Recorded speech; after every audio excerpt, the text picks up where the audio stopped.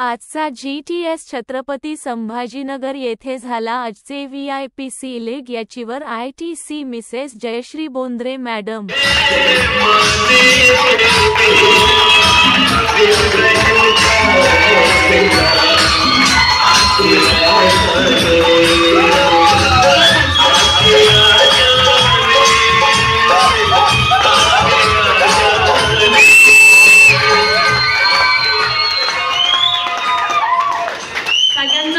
धन्यवाद. सगळ्यांना नमस्कार. नमस्कार. नवीन व्यक्ती आज जे पहिल्यांदा आले वाटत असेल नेमकं चाललं तरी काय मान सन्मान चाललेत, सत्कार चाललेत. येणारे प्रत्येक व्यक्तीबद्दल टाळ्या वाजवल्या जातात. येणारा प्रत्येक व्यक्ती इथं आल्याच्या नंतर नमस्कार करतोय. कारण बाहेर जर आपण बघितलं तर एवढा वेळ एकत्र कोणी एकमेकांसाठी किंवा स्वतःसाठी सुद्धा एका ठिकाणी बसत नाही. आणि इथं आल्याच्या नंतर आज तुम्ही सगळ्या गोष्टी बघताय आणि बघितल्याच्या नंतर असं वाटतं की आपण आज थोडंसं वेगळ्या दुनियेत येऊन बसलोय. कारण बघा, नेटवर्क मार्केटिंग हा विषय ह्या हॉलच्या बाहेर जेव्हा तुम्ही ऐकला असेल ना तर त्यावेळेस तो वेगळा वाटत असेल. अच्छा, नेटवर्क मार्केटिंग का? ते का लोकांना लोक जोडायचं? अच्छा, नेटवर्क मार्केटिंग ते का? अनेक लोक येतात आणि पैसे घेऊन पळून जातात. अच्छा, नेटवर्क मार्केटिंग ते का? याला त्याला टोप्या घालायचं. अच्छा, त्याची सिस्टम आहे का? हॉलच्या बाहेर जेव्हा तुम्हाला इन्व्हिटेशन दिलं गेलं असेल किंवा नेटवर्क मार्केटिंग हा विषय जेव्हा आपण ऐकतो ना तर हे चारही प्रश्न आपल्या मनात येतात की नाही येतात? हॅलो. पण जेव्हा इथं येतो ना मित्रांनो त्यावेळेस आपल्याला कळतं की हा बिझनेस नेमका आहे काय. आपण मग सहज म्हणतो की देवळात गेल्याशिवाय देव दिसत नाही. तुम्ही बाहेर घरी काय ऐकतात हे एक बाजूची वेगळी गोष्ट आहे मित्रांनो. पण जेव्हा इथं येतो ना आपण, अक्षय सर बोलले आता उन्हाळा पाहिला, पावसाळा पाहिला, पण मित्रांनो खरंच आहे जिव्हाळा इथंच बघायला भेटतोय. इथंच भेटतो मित्रांनो. आणि आम्हाला तर खरंच जिव्हाळा इथं बघायला भेटतोय. ही जी लोक आहेत ना मित्रांनो, जेवढी पण सुटवर आले, दिगर टायगर डिस्ट्रीब्युटर, ही जी लोक आहेत ना, जेवढी सुटवरची लोक आहेत ना, ही माझी ताकद आहे मित्रांनो. या लोकांविना आम्ही आधुरे आहेत.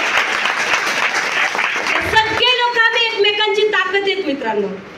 आणि आज तुम्हाला ज्या व्यक्तीने आणलंय मला माहिती जबरदस्ती आणलेलं असेल, बळजबरी तुम्हाला आणलंय.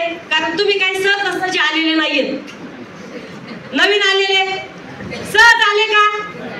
किती फोन करावे लागले असतील, 3-3, 4-4 घरातून निघूस तर काही नाही ते हद्दपार केले असेल, घरातून उचलून आणला असेल.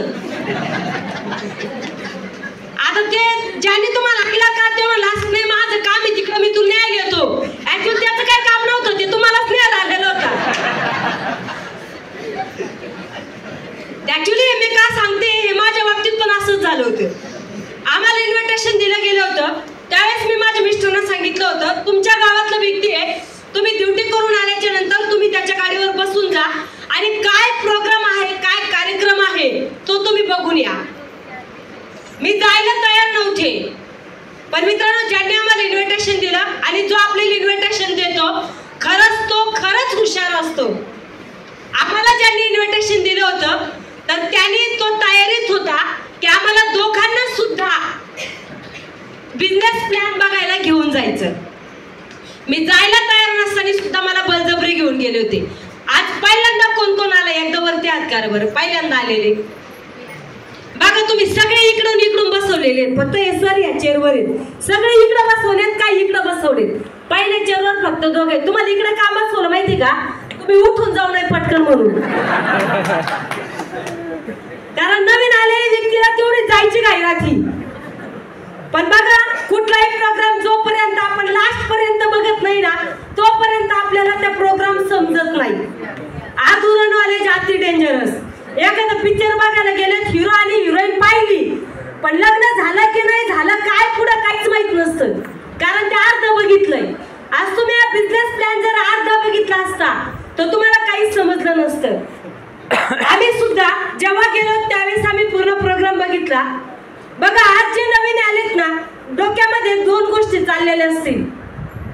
सगळ्यात पहिली, हे लोक सांगतायत हे खरं आहे का? पण मनात प्रश्न पडला, खरंच एवढे पैसे आम्हाला येत असतील का? कृष्ण जाधव सरने किती इन्कम सांगितलं मागच्या महिन्याचं? 2.5 लाख रुपये. 100 रुपये रोजाने काम करणारा माणूस 3000 रुपये महिना कमवणारा व्यक्ती या बिझनेस मध्ये येतो आणि 2.5 लाख रुपये महिना कमवतोय. नवीन आलेले लोक इमानदारीने सांगा, बुद्धीला पटलं का हो? हॅलो, तोंडाने सांगा, चॅक केल्यावर काहीच येत नाही. चॅक केल्यावर कसे पैसे येतील असं? आता मी जर तुमच्या समोर असं बोलले चालेल का? इथं आपलं चुकतं. आपल्याला चॅक करायची सवय, तोंडा बोलायची सवय नाहीये. पैसा तेव्हाच येतो जेव्हा तोंडाने बोलणार. राईट. म्हणजे नवीन आलेली व्यक्ती, जसं आज तुमच्या बुद्धीला पटलं नाही तसं आमच्याही मनात वादळ चालू होतं. वादळ हे होतं, पैशाची गरज खूप होती. आज जसं तुम्ही 30 रुपये पास दिला असेल ना सगळ्यांनी यायला, पहिल्या दिवशी आमच्याकडे ते 30 रुपये पण नव्हते. हे स्टेज म्हणजे मित्रांनो आमच्यासाठी लक्ष्मी आहे. या स्टेजवर मी तुमच्याशी, तुमच्या विचाराशी, तुमच्या भावनांशी खोटं बोलू, कधीच खोटं बोलू शकत नाही. आम्ही एखादा बिझनेस करतो, एक तर बाप दाखव नाही तर श्राद्ध घाल. आम्ही इथं खोटं बोलायला एकाला पण चान्स नाही मित्रांनो. आज जेवढी माझी लोक स्टेजवर येऊन गेलात ना, एक पण व्यक्ती खोटं बोलू शकत नाही, कारण सगळ्यांच्या माइंड मध्ये ठासून टाकलेलं आहे. एक जर शब्द खोटं बोलला तर 100 खोटं बोलावं लागतंय. त्याच्यापेक्षा खोटं न बोललेलं अतिउत्तम. जे आहे तेच तुम्ही लोकांसमोर मांडा. आणि मी प्रोग्राम बघितल्याच्या नंतर माझ्याही डोक्यात असंच वादळ चालू होतं. पैशाची गरज खूप होती, डोक्यात वादळ हे चालू होतं, हे लोक सांगतात हे खरंच खरं आहे का? दुसरा प्रश्न, नाही झालं तर? वाटतं की नाही वाटतं?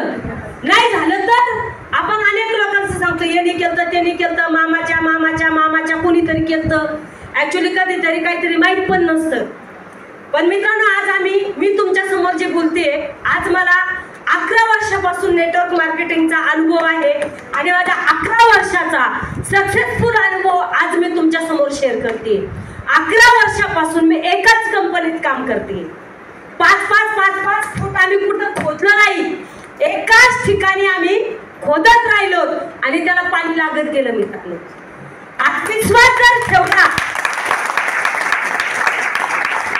विश्वास जर ठेवला, मनात वादळे अनेक चालू होते, पण तरी सुद्धा ज्यांनी मला प्रोग्रामला नेलं होतं त्याला मी प्रश्न सुद्धा खूप विचारले होते. घरी आल्याच्या नंतर मी अनेक प्रश्न मांडायला चालू केलं. एकतर पैसे नव्हते, डोक्यात हा विषय होता की पैसेच नाही, 30 रुपये सुद्धा आपल्याजवळ पास करायला नव्हते. ज्याने इन्व्हिटेशन दिलं त्याला 10 रुपयाची दूध बॅग आणून चहा सुद्धा करू शकत नव्हते. 10,000 रुपयाचं काय करणार? म्हणजे डोक्यात हा विचार चालू होता, याला कटवायचंय. मग अनेक प्रश्न विचारायचे, याला कटून द्यायचं, हा डोक्यात विचार चालू होता. मी अनेक प्रश्न विचारायचे, वयाची अट आहे का? शिक्षणाची अट आहे का? 8 तास 12 तास ड्युटी करावं लागेल का? 1 तास 10,000 दिले तर दर आठवड्याला 1000 चालू होते का? अनेक प्रश्न विचारले. वस्तू घेतल्या तर लोकांनी नाही घेतल्या, मग काय करायचं?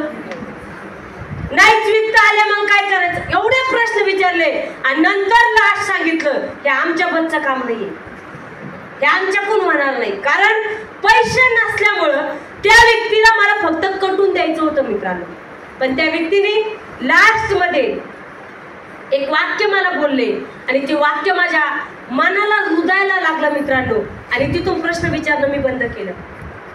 मला त्यांनी विचारलं तुमचं काम काय चालू आहे? मी सांगितलं माझे मिस्टर वेडिंगचं काम करतात, 1800 रुपये महिन्याने एका दुकानामध्ये कामाला जातात. माझ्या ननंदबाई आल्या आज सकाळी, काल माझ्यासोबत, रात्री त्या माझ्याकडे मुक्कामी होत्या. आता मी इकडे येताना त्यांना स्टेशनला सोडून आले. त्यावेळेस त्या माझ्या मुलाला सांगत होत्या की तुझे पप्पा 1800 रुपयाने वेडिंगच्या दुकानात कामाला जात होते. मी तेव्हा स्वतः बघितलं की मी जर तुमच्या घरी आले तर तुझ्या आईला प्रश्न पडायचा की जेवायला काय बनवू किंवा भाजीपोळी तरी कशी बनवू. या खूप दिवसानंतर आल्या तर त्या माझ्या मुलाला सकाळी सांगत होत्या. तर माझे मिस्टर 1800 रुपये महिन्याने वेडिंगचं काम करत होते. आमचं 1800 रुपयात काहीच भागत नव्हतं. मी चाटे कोचिंग क्लासेसमध्ये मी 3 वर्ष झाडू पोछाचं काम केलं आणि मी N4 N3 मध्ये मी स्वयंपाकाचं काम पण करत होते. जेव्हा माझा फॉर्म भरत असताना त्यांनी मला विचारलं तुमचं काम काय चालू आहे. त्यावेळेस माझे मिस्टर वेडिंगचं काम करतायत हे त्या व्यक्तीला माहीत होतं, पण मी काय काम करते हे त्यांना माहीत नव्हतं. आणि मी त्यांना स्पष्ट सांगितलं मी स्वयंपाकाच्या कामाला पण जाते आणि मी चाटे कोचिंग क्लासेसमध्ये मी झाडू पोछा करायला पण जाते. त्यावेळेस त्या व्यक्तीने मला एक प्रश्न विचारला, आज तुम्ही 3 वर्षापासून हे काम करताय, आज तुमची मुलगी छोटी आहे, पण उद्या जेव्हा तुमची मुलगी मोठी होणार त्यावेळेस तुम्ही लोकांच्या घरात तुमच्या मुलीला कामाला घेऊन जाणार की नाही जाणार. दुसरा प्रश्न होता, जर तुम्ही चाटेमध्ये झाडू पोछा करताय तर तुमच्या मुलीला तुम्ही तिथं सुद्धा कामाला घेऊन जाणार की नाही जाणार. आणि त्यावेळेस माझं उत्तर यस होतं मित्रांनो, कारण दर रविवारी मी माझ्या लेकरांना कोणी मुलांना मी बेंच पुसायला चाटेमध्ये घेऊन जात होते.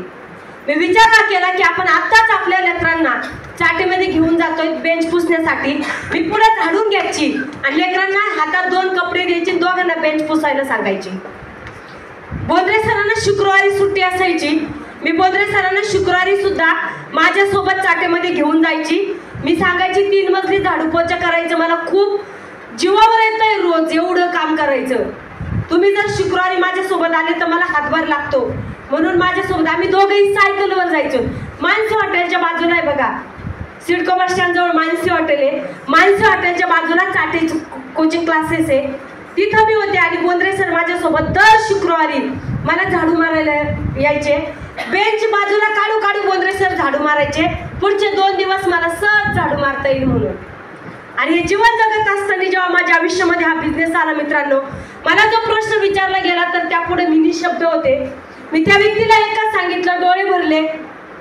आणि त्याच्या आधी मी माझ्या मुलीला, इथं तिला ओळखणे बघाय का, इथं पण तिला कोच पडलेली आहे, तिने मला बिस्किटचा पुडा मागितला होता 2 रुपयाचा, ऐकत नव्हती म्हणून मी तिला एक जोरात झापड मारली, ती पिठाच्या डब्यावर पडली होती.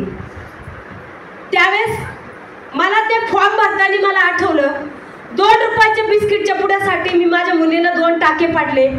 माझ्या मुलाने मला पेढ्याचा बॉक्स मागितला म्हणून मी त्याला कमरा एवढा ओटा उंच होता, त्या ओट्यावरून त्याला मी खाली फेकलं होतं जोरात. कारण एकच कारण नव्हतं, डोक्यात अनेक गोष्टी होत्या मित्रांनो. घराचं भाडं द्यायचं बाकी होतं 2 महिन्याचं, घर मालक येऊन असे तडक घरात येऊन बोलून गेलेले होते. लेकरं किराणेवाल्याची लेकरं आमच्या घरी पैसे मागायला येत होते आणि तेवढ्यात माझ्या मुलाने मला पेढे मागितले, तर मी त्याला वाट्याच्या खाली फेकलं होतं. तर म्हणजे तो इतका थरथर कापत होता, तर तो 2-3 दिवस माझ्याकडे यायला सुद्धा तयार नव्हता. रात्री झोपीतून उठायचा, त्याला वाटायचं आता आई कितीक मारती मला, एवढ्या वाट्याच्या खाली फेकू शकते तर मला कितीक मारती. म्हणून त्यांनी म्हणजे तो 3 दिवस एवढा घाबरलेला होता. आणि फॉर्म भरताना या गोष्टी माझ्या लक्षात आल्या मित्रांनो, जर आज आपण हे बिझनेससाठी नाही बोललो तर आपण जर फॉर्म नाही भरला तर उद्या माझ्या मुलांचं भविष्याचं काय. आज आपल्याकडे एज्युकेशन नाहीये, आपल्याकडे 10 रुपयाची नोट घरात नाहीये, तर आपल्याकडे लाखो रुपये भांडवल टाकण्यासाठी, बिझनेस टाकण्यासाठी आपल्याकडे कधीच येऊ शकत नाही, कारण आपली खाण्यापासून पंचायत आहे. या सगळ्या गोष्टी लक्षात आल्या. आणि मित्रांनो, त्या व्यक्तीला एकच सांगितलं, सर मी याच्यानंतर तुम्हाला कुठलेही प्रश्न विचारणार नाही, मला हा बिझनेस जॉईन करायचा आहे, फक्त मला 1-2 दिवस द्या. दुसऱ्या दिवशीपासून आम्ही 2-3 दिवस आम्ही उसने पैसे बघितले, सगळ्या नातेवाईकाकडे गेलो, सगळीकडे गेलो, जिथे काम करत होतो तिथे पण आम्ही पैसे बघितले, पण आम्हाला कोणीच पैसे दिले नाही. माझ्या मिस्टरांनी मला सांगितलं 3 दिवस झालेत पैसे बघतोय, 1 रुपया सुद्धा कोणी हातावर मारला नाही, दे सोडून बिझनेसचं नाद, जसं आहे तसं चालू, जिथपर्यंत चालेल तिथपर्यंत चालू, ज्या दिवशी नाही चालणार ना त्या दिवशी बघून घेऊ. माझ्या मिस्टरांनी मला हे वाक्य दिलं मित्रांनो. आणि त्यावेळेस मी सांगितलं की जर आज मुलं छोटाले, आपल्याला कुणीही पैसे दिले नाही, ज्या मुलांचं एज्युकेशन राहील, जेव्हा मुलीचं लग्न राहील तेव्हा आपल्याला कोण पैसे देणार, जर कधी हॉस्पिटलची गरज पडली तेव्हा आपल्याला कोण पैसे देणार. हा एकमेव चान्स आहे की आज आपल्याला किती अडचण आली तरी सुद्धा काही झालं तरी चालेल, पण हा बिझनेस आपल्याला जॉईन करायचा आहे. आणि मित्रांनो, दोघांनी एक विचार केला आणि तो विचाराला घेऊन आम्ही एका व्यक्तीला सांगितलं की आम्हाला पैसे व्याजाने पाहिजे. व्याजाने पैसे सांगितले, पण मित्रांनो खरंच थँक्यू सो मच म्हणेल त्या देवाला, त्या भगवंताला, की त्यांनी मला बिझनेस जॉईन करण्याची बुद्धी दिली. ज्या व्यक्तीला आम्ही पैसे व्याजाने मागितले त्या व्यक्तीने 5 रुपये टक्क्याने आणले आणि आम्हाला 10 रुपये टक्क्याने दिले. पण मित्रांनो खरंच थँक्यू, कारण माझा कुठला नातेवाईक माझ्या कामात नाही आला. माझा शेजारी पाजारी, मी जिथं काम करत होते ही लोक कोणीच कामात नाही आले मित्रांनो. पण त्या व्यक्तीने 10 रुपये टक्क्याने का होईना पण आम्हाला पैसे दिले, म्हणून आज आम्ही तुमच्या समोर बोलू शकतो मित्रांनो. आणि त्यावेळेस पैसे घेतले त्या व्यक्तीकडनं, बिझनेस स्टार्ट केला आणि स्टार्ट केल्याच्या नंतर सुद्धा खूप अनंत अडचणी आमच्या जीवनात आल्या मित्रांनो. कारण आज जर आपल्याला आपला संसार जर उभा करायचा असेल झिरोमधून, आज अर्चना पोलसाने मॅडम बोलत होते ना, माझे सुद्धा डोळे भरत होते मित्रांनो. कारण ते किती झिरोतून पुढे निघल्यात ना हे आम्हाला माहिती आहे. लॉकडाऊन मध्ये मी 2 व्हीलरवर त्यांच्याकडे गेले होते, थोडं फुलाच्या पाकळी काहीतरी घरात काम येईल म्हणून. पण मित्रांनो खरंच ज्या व्यक्तीकडे काहीच नाहीये आणि त्या व्यक्तीला आयुष्यात जर खरंच काही करून दाखवायचं असेल ना तर आपल्या आयुष्यातला एक डिसिजन महत्वाचा आहे. आम्हाला खूप लोकांनी नाही बोललं, इतक्या लोकांनी आमचा अपमान केला, माझ्या मिस्टरांचा अपमान केला माझ्या समोर. माझ्या मिस्टरांकडे मी बघायची त्यांच्या चेहऱ्याकडे, तुम्ही बघा ना, एक लेडी जेव्हा तिच्या नवऱ्याचा अपमान होतोय पोटातून आग होत होती मित्रांनो, पण बोलू शकत नव्हतो कारण आमचं परिस्थितीच नव्हती बोलण्याची. आणि जेव्हा काहीच नसतं तेव्हा कोण ऐकन, तेव्हा ऐकन कोण. आम्ही किती रिप्लाय द्यायला गेलो तर आम्हाला माहित होतं आमचं कोणीच ऐकणार नाही. आम्ही सगळ्या लोकांचा, जेवढ्यांनी आमचा अपमान केला तेवढा अपमान गिळला मित्रांनो. कधीच कुणाला रिप्लाय नाही दिला, कधीच कुणाला उलटून शब्द नाही दिले. आणि काम करत गेलो मित्रांनो. मी एकच सांगेन, जर खरंच स्वतःच्या परिवारामध्ये जर काही करायचं असेल, परिवारासाठी जर खरंच तुम्हाला परिवारासाठी हा बिझनेस करायचा असेल तर फक्त दम धरून राहा. मार्केटमध्ये प्रत्येक ठिकाणी दम धरून राहावं लागतं. हर ठिकाणी कुठलाही व्यवसाय चालू करा, कुठलाही काम चालू करा, लोक आडवे येतात. पहिल्यांदा मांजरे आडव्या यायच्या, आता लोक आडवे येतात. हे करू नको, ते करू नको, असं करू नको, तसं करू नको, यांनी केलं होतं त्याचं झालं नाही. मला आठवतं मी एकदा बँकेत 1 लाख रुपये भरायला गेले, त्या आयुष्यात पहिल्यांदा 1 लाख हातात आलती हो. माझ्या आयुष्यात पहिल्यांदा 1 लाख हातात आलती. याचे 10, त्याचे 10, त्याचे 10, ते मोजले 10 बारे मी घरी एकतर, कारण लाख रुपये कधी माहित नाही. घरीच 10 बारे मोजले आणि तिथे घेऊन गेले. मला एका व्यक्तीचा फोन आलता, स्लिप भरली, मला पैसे बँकेत फक्त स्लिप, मला जायचंय काउंटरला. आणि तेवढ्या याच्यात एका व्यक्तीचा फोन आलता, तो बिझनेस करू नको बरं का, बिझनेस करून जर नाही झालं तर लोक येडे होते. आम्हाला एवढं मी सांगितलं, आमच्या गावातला व्यक्ती येडा झाला, इतकं सांगितलं ना भयान. त्यांनी म्हणजे स्वतः आत्महत्या केली, हे केलं, एवढं सांगितलं मित्रांनो. हे तुमच्या बाबतीत होऊ शकतं बरं, हे सांगितलं मला, तरी सुद्धा माझ्या मैदोर मी कुठल्याही प्रकारचा अजिबात परिणाम न होऊ देता 1 लाख रुपये मी बँकेत भरले आणि लोकांच्या वस्तू ज्याला त्याला नेऊन दिल्या. चुकून जर त्यावेळेस मी हा बिझनेस करण्यासाठी थांबले असते, चुकून जर माझ्याकडे पैसे नाहीत म्हणून जर मी हा बिझनेस करण्यासाठी थांबले असते, आज माझ्या जीवनात परिवर्तन झालं असतं का? अजिबात नाही मित्रांनो. म्हणून ज्या व्यक्तीसोबत आलेत ना त्या व्यक्तीसोबत आयुष्यात एक विश्वास टाका. मला सांगा, आज आपण सगळेजण बसलेलो आहोत, प्रत्येकाचा स्वाद चालू आहे. हॅलो, प्रत्येक व्यक्तीचा स्वाद चालू आहे, त्या देवाच्या मर्जीशिवाय नाही. बाहेर गेल्याच्या नंतर झाडाचं पान सुद्धा त्या देवाच्या मर्जीशिवाय हलू शकत नाही. आज 50 ते 60 किलोचं वजन ह्या हॉलमध्ये आलंय ना मित्रांनो, नक्कीच त्या देवाच्या मर्जीशिवाय नाही. आज ज्यांनी तुम्हाला आणलंय ना तो व्यक्ती तुमच्यासाठी देव तर नाही पण देवापेक्षा सुद्धा कमी नाही मित्रांनो. त्या व्यक्तीवर आयुष्यातला एक विश्वास टाका, 100% तुमच्या जीवनात परिवर्तन झाल्याशिवाय राहणार नाही मित्रांनो. आज जर आमच्यासारख्या व्यक्तीच्या आयुष्यात काही नसताना जेव्हा मी माझ्या मिस्टरांच्या आयुष्यात आले होते त्यावेळेस एक शेतकरी बापाची, गरीब बापाची मुलगी म्हणून मी माझ्या मिस्टरांच्या आयुष्यात आले होते. आज ज्या मुलीने 5 दिला ना तुम्हाला, 30 रुपये देऊन आतमध्ये घेतलं ना, ती माझी मुलगी आहे. ती जेव्हा दुसऱ्याच्या आयुष्यात जाणार ना, जेव्हा तिचं लग्न होणार ना, त्यावेळेस ते करोडपती बापाची मुलगी म्हणून लोकांच्या घरी जाणार. जर आमच्या आयुष्यात माय लाईफ जर नसतं तर हे काहीच शक्य नव्हतं. कसं शक्य नव्हतं? 18 वर्ष आम्ही भाडं भरलं मित्रांनो. 18 वर्ष भाडं भरल्याच्या नंतर आज माझी 2 घरं आहेत. 1 करोडचे 2 घरं होऊ शकलेत. आता ज्या गाडीत मी इथपर्यंत आले ना, सुरुवातीला आम्ही 3 महिने सायकलवर बिझनेस केला. नंतर आम्ही 3 महिन्यानंतर एक पॅशन प्रो घेतली. त्याच्यानंतर आम्ही एक इंडिका विस्टा घेतली. त्याच्यानंतर आम्ही वेटारा ब्रेझा घेतली. आणि ज्या गाडीमध्ये मी हॉलमध्ये इथपर्यंत आले ना मित्रांनो, आता 56 लाख रुपयाच्या BMW मध्ये इथपर्यंत आले.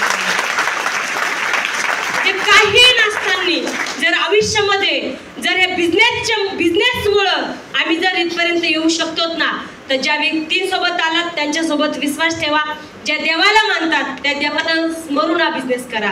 मित्रांनो, मागच्या आठवड्यात माझ्या फॅमिलीत एक घटना घडली. आतापर्यंत मी लोकांचं ऐकत होते. आतापर्यंत तरी सुद्धा असं कधी नाही झालं की मी माझ्या टीमबद्दल कुणाबद्दल काही झालं तर ती गोष्ट मी कधी इझी नाही घेतली. मित्रांनो, मला प्रत्येक व्यक्तीबद्दल तळमळ वाटायची. पण का केली पाहिजे माय लाईफस्टाईल? आज माझ्या घरात माझ्या बहिणीचे मिस्टर आज 11वा दिवस आहे. काल म्हणजे त्यांना हार्ट अटॅक आला. खूप प्रयत्न केले मित्रांनो, 4 दिवस प्रयत्न केले. मी डॉक्टरना स्वतः हात जोडले मित्रांनो की काही करा, 5 लाख लागले तर मी आणून देते. पण त्यावेळेस कळालं पैशाची ताकद काय असती. माझ्या भाऊजीच्या नावावर 80,000 रुपये ते होते आहेत ते, पण ते बँकेतून सांगितलं की ते आल्याशिवाय आम्ही काढून नाही देत. प्रयत्न केले पण नाही ऐकलं. बहिणीच्या हातात पैसे नव्हते काहीच. 4-5 हजार रुपये तिच्या जवळ असतील. माझे भाऊजी ICU मध्ये ऍडमिट होते. रोज लागत होता तिथं 30-40 हजार रुपये रोज लागत होता. त्या 5 हजारांनी काय होणार होतं? माझ्या बहिणीने मला फोन केला आणि मी तिथं गेले. डॉक्टरांना खूप गयावया करून बोलत होतो. माझा भाऊ, मी, पैसे किती लागू द्या डॉक्टर सर, पण आमचे दाजी वाचले पाहिजे. पण आपण म्हणतो मित्रांनो, आले जेव्हा त्याच्या मनात आले ते तिथं कुणाचंच चालत नाही. अटॅक आल्यामुळे आमच्या भाऊजी 4थ्या दिवशी आमचे भाऊजी गेले, जग सोडून गेले. पण जर कधी त्यांना मी सांगायची माय लाईफस्टाईल करा, खूप मागे लागायची.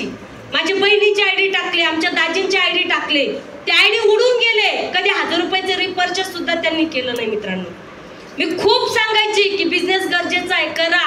आज आपण आहे तरी पैसा आणि आपण नाही तरी पैसा, पण नाही ऐकलं. पण घरात पैशाची किती अडचण होती ना, मी स्वतः बघितलं.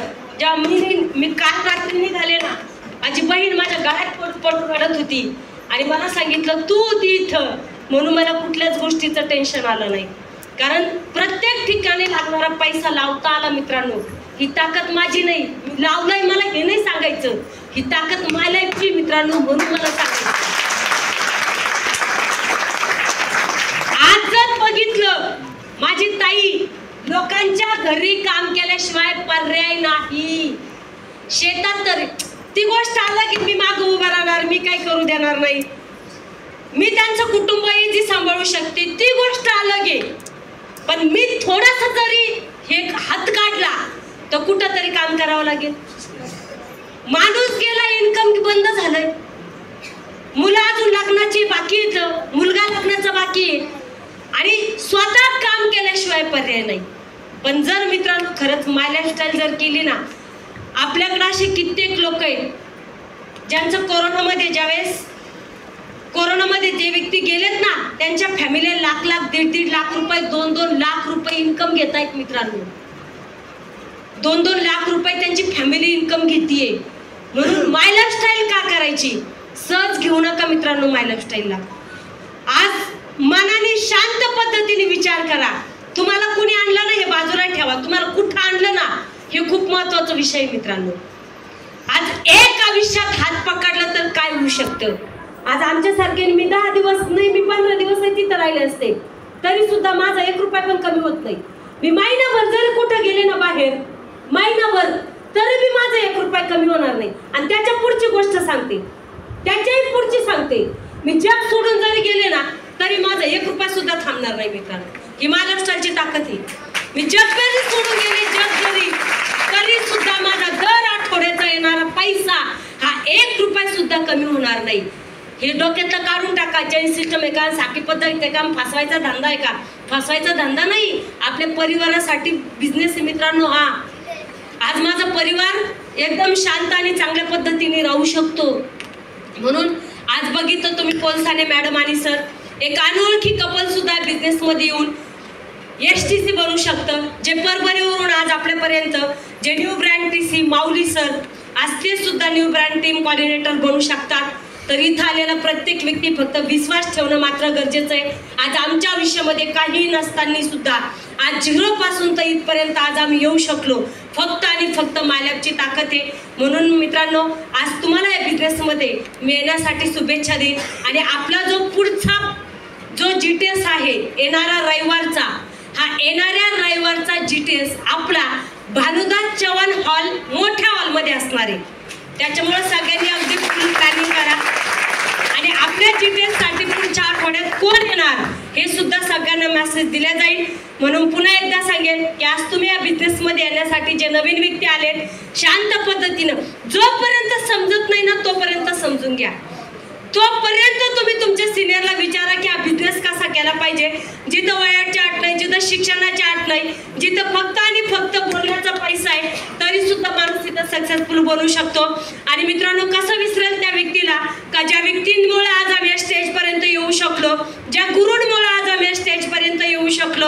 असे विदर्भ आणि मराठवाडा किंग डायमंड इव्होल्यूशन मध्ये फर्स्ट डायमंड व्यक्तिमत्व, ज्या व्यक्तींमुळे स्वतःच्या घरामध्ये जाऊ शकलो, ज्या व्यक्तींमुळे स्वतःच्या गाड्यामध्ये फिरू शकतो, ज्या व्यक्तींमुळे आज रोजचा वेगवेगळा गोल्ड आज आम्ही वापरू शकतोय, ज्या व्यक्तींमुळे आज चांगलं रॉयल लाईफ आम्ही जगू शकतोय, असे डायमंड इव्होल्यूशन मधले फर्स्ट डायमंड व्यक्तिमत्व प्राध्यापक माणिकजी जाधव सर यांना मी कोटी कोटी धन्यवाद देईन. आणि जसं आपण म्हणतो, कुठलीच गाडी एका चाकावर चालत नाही. आहे का एका चाकाची गाडी? कुठे भले 2 सोडून 3 राहतील, पुढे किती बी राहतील, पण एका चाकाची गाडी कधीच नाही. बघितली का कधी? संसाराचा गाडा सुद्धा 2 चाकावरच चालवावा लागतो. जे माझे लाईफ पार्टनर आहेत, आम्ही 24 आवर्स सोबत असतो. आज काही निमित्ताने गावाकडे जावं लागले, तर मित्रांनो, ज्या व्यक्तींमुळे मी इथपर्यंत पोहोचू शकले, स्वतःपेक्षा माझा जास्त विचार केला आणि मी पुढे कशी निघेल याचा जास्त त्यांनी खरंच प्रयत्न केला. असे ग्रेट स्वीट आणि स्मार्ट व्यक्ती माझे मिस्टर रमेश बोंद्रे सर, यांना सुद्धा मी कोटी कोटी धन्यवाद देईन. आणि माझी ऑल इंटायर टीम मित्रांनो, कारण दुःखामध्ये खरं कळतं की कोण कोणाचं किती आहे. जेव्हा मी आता 4 ते 5 दिवस माझ्या बहिणी जवळ होते, जेव्हा माझी माता फॅमिली आली ना मित्रांनो, तर खरंच मी सगळ्यांच्या आभार शब्दात सुद्धा व्यक्त करू शकत नाही. कारण 8 ते 10 दिवस मित्रांनो दुकानात सुद्धा जाण्याची गरज नाही पडली हो, गिरणीत सुद्धा जाण्याची गरज पडली नाही. माझी रोज 2-2, 3-3 गाड्या माझ्या घरी यायच्या तिथं, आणि येताना किराणा पिठक सगळं माझ्या मायलेजच्या फॅमिलीने तिथपर्यंत आणून दिलं मित्रांनो. म्हणजे कुठं जायची गरज पडली नाही, घराच्या बाहेर सुद्धा निघण्याची गरज पडली नाही. ही फॅमिली फार वेगळी मित्रांनो, खूप वेगळं नातं आहे सगळ्यांशी. तर माझी ऑल इंटायर टीम यांची मी सगळ्यांची खरंच खूप मनापासून शतशिरोणी राहील आणि इथंच थांबेल. Okay, wish all the best. जय हिंद, जय महाराष्ट्र. आणि